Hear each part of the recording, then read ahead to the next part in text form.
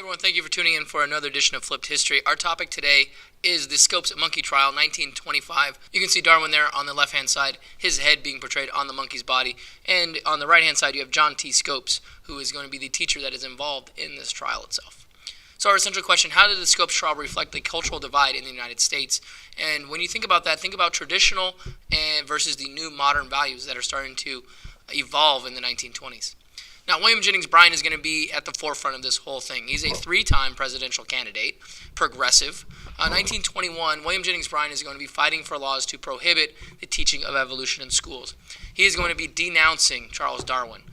He is quoted as saying, "Evolution, by denying the need or possibility of spiritual regeneration, discourages all reform, for reform is always based upon the regeneration of the individual." So what he's basically saying here is denying spiritual regeneration discourages all sorts of reform. So you can't have reform without spirituality.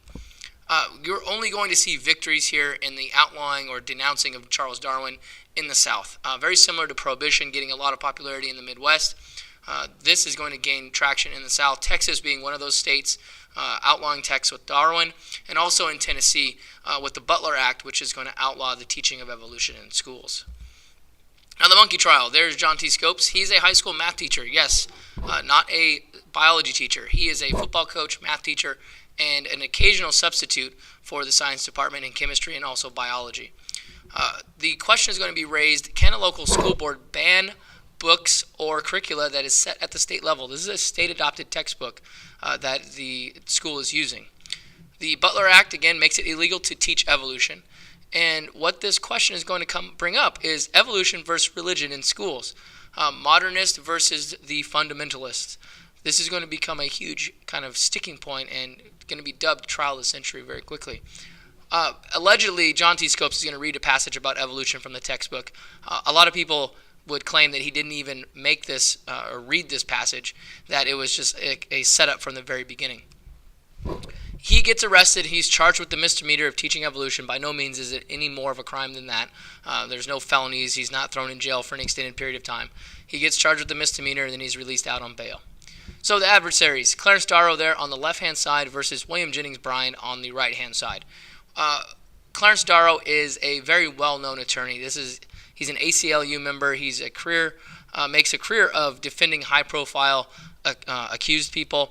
And William Jennings Bryan, again, a three-time populist candidate, Democratic candidate for president, and a deeply, deeply agnostic man, which is going to actually prove to be his downfall in this case. So the nation's going to listen. This is, again, dubbed the trial of the century. It's going to put Dayton, Tennessee on the map. And really what a lot of people have considered is that this was the sole purpose of the trial itself. It wasn't really to challenge the law. It was simply to get a lot of money influxed into this community. William Jennings Bryan is going to be called as an expert witness on the Bible in this case. Darrow is going to be really, really smart in doing this. The question is going to be raised is the Bible's timeline literal? So did God really create the heavens and the earth in 6 days and rest on the seventh?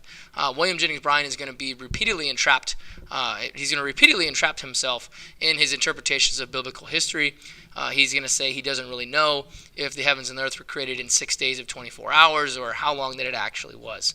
And it's really going to cause the downfall. However, he is in the end going to be winning this case. You can see here, this is the Antievolution League, the conflict, hell in the high school, Bryan's books right there. And look at all these reporters here. I mean, this is definitely a publicity grab for this city. Now, the outcome of the case. Scopes is found guilty. Ultimately, he's fined $100. Okay, it doesn't sound like a lot, but $100 in 1925 is a lot. This case by no means lasts very long. I mean, it's a very short, to-the-point case. The Tennessee Supreme Court is going to overturn the fine, calling it a bizarre case. Doesn't even really know why it was even brought to the court system itself. The law, however, outlawing evolution is going to remain, but it's not going to be challenged further. Again, it's one of those things. The problem with this whole thing is that these fundamentalist victories were self-defeating, meaning that it did more harm than good to their case, because what they were doing was publicizing evolution and getting the word about evolution out more than even their fundamentalist view. And also, we're going to start to see a new defense of academic freedom, that we should be able to teach what we want, separation of church and state, in our schools. So let's recap. How did the Scopes trial reflect a cultural divide in the United States? Think traditional versus the new modern values. You have the fundamentalists on one side, the traditionalists that want the old way, that want the teaching of the Bible, teaching of creationism, God creating the heavens and the earth, versus the new modern values that are emerging in the 1920s. We have these young people that are upset that they cannot drink anymore with prohibition. You have these people that are wanting to kind of get out in the open and express themselves more than the buttoned up previous generation. So this is just one small component of this roaring 20s, and how you're going to start to see the modern values start to challenge the old traditional system. So if you have any questions, let me know. Find me in class, send me an email. Thank you for watching, and we will see you next time. I'm out.